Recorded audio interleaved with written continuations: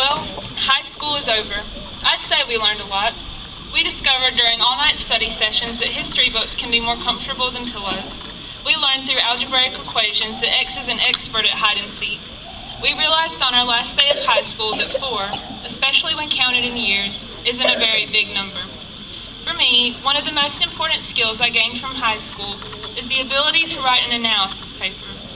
So, in a nostalgic nod to the classrooms we are leaving, I've decided to analyze a poem for you all tonight. The poem is Nothing Gold Can Stay by Robert Frost, and since it's brief, I'll read it for you all. Nature's first green is gold, the hardest hue to hold. The early leaf's a flower, but only for an hour. Then leaf subsides to leaf, so Eden sank to grief. So dawn goes down today, nothing gold can stay. Now, when analyzing a poem, one important element to consider is its tone. In other words, what kind of vibes does the poem send? How does the author want us to feel? In its basest sense, this is a pretty sad poem. It's nostalgic, a bit remorseful. Basically, what Frost is saying is that you can't be a kid forever. Nothing gold can stay. If you spent your high school English classes wondering how poetry could ever be relevant to life outside of school, here's your answer. We can't wear gold and black for the rest of our lives, can we? Gold and black, these colors have been with us throughout high school, and for some of you, your whole lives. Some of you probably have fond memories of the first time your mother tied a gold and black ribbon in your hair for school, or the very first time you watched a Hornets football game, looked out at the field we're sitting on now, and said to Mom and Dad, "That's where I'm going to be one day. That's going to be me." And here you are now. Those colors never left us. They have, in fact, become something of an intimate friend.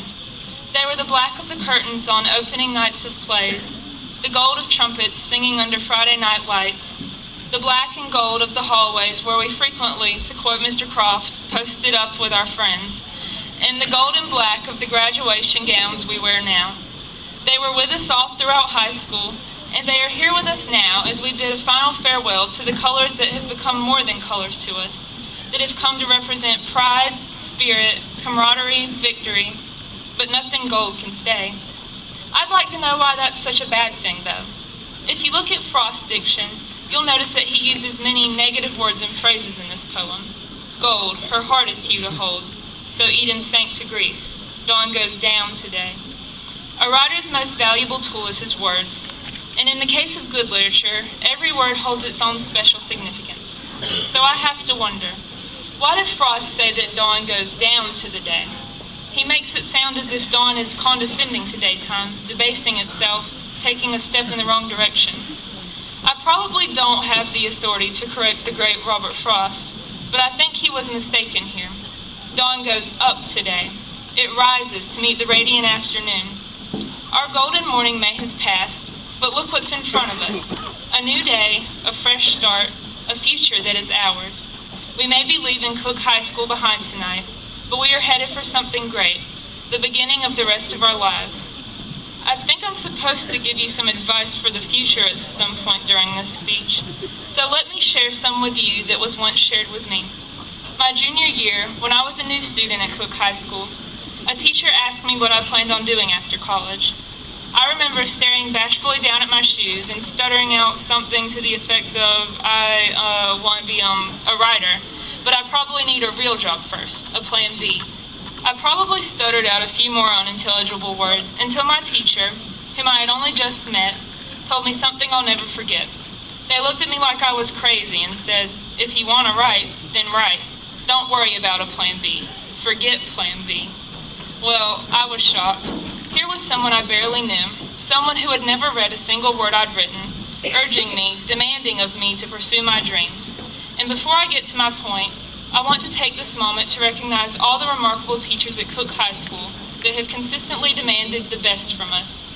I've heard it said that teaching can be a thankless job sometimes, so I want to remedy that and thank each of you for your adamant support and dedication to our futures, and above all, just the little things.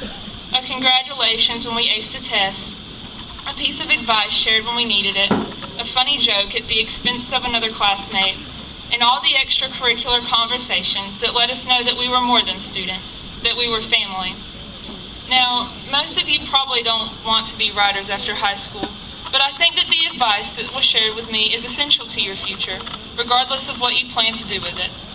And with the class of 2013's overwhelming amount of talent and ambition, each one of you is capable of greatness.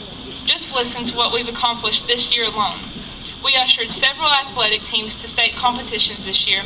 We produced 2 literary state champions, and there are more honor graduates on this field tonight than at any time in Cook High School's history. We are the class that was so great, so ineffable, that they had to build a new high school just for us. But our morning has passed, and it's time for us to seize the day ahead. However lofty your goal may seem, my advice to you is simple and reflective of what was said to me only a few years ago. Go for it. In Christopher Nolan's The Dark Knight, the Joker says that madness, as you know, is like gravity. All it takes is a little push. And so it goes with inspiration, with creativity, with ambition, with success. Consider this your push. No matter where you go or where life takes you, I want you to remember that this is your day for you to spend however you please. Take these next few years to find what you truly love and never waste your time doing anything else.